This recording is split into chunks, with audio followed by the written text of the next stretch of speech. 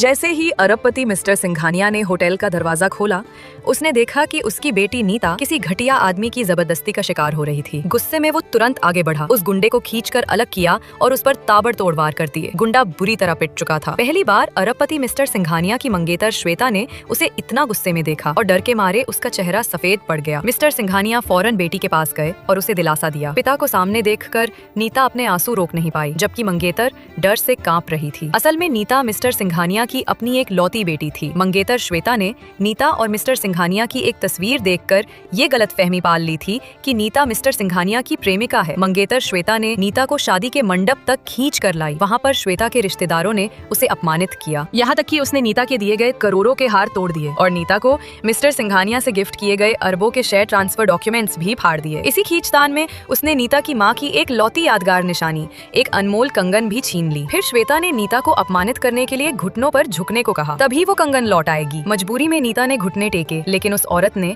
कंगन को जमीन पर पटक दिया। टूटा कंगन देख नीता ने गुस्से में उस औरत का गला दबोच लिया। तभी उस औरत के पिता ने बोतल से नीता को बेहोश कर दिया और उसे स्टोर रूम में बंद करा दिया। जब मिस्टर सिंघानिया शादी में पहुंचा तो उसने बस टूटा फूटा मंडप दिखा। उसने श्वेता से पूछा कि आखिर हुआ क्या है, लेकिन श्वेता ने उल्टा उसी से जवाब मांगना शुरू कर दिया। ये सुनकर अरबपति हैरान रह गया। उसे समझ ही नहीं आया कि उसने गलती क्या की है। तभी वो किसी की चिल्लाने की आवाज सुनता है और उस कमरे की तरफ दौड़ता है और देखता है कि उसकी बेटी किसी घटिया आदमी की जबरदस्ती का शिकार हो रही थी। गुस्से में वो तुरंत आगे बढ़ा, उस गुंडे को खींचकर अलग किया और उस पर ताबड़तोड़ वार कर दिए।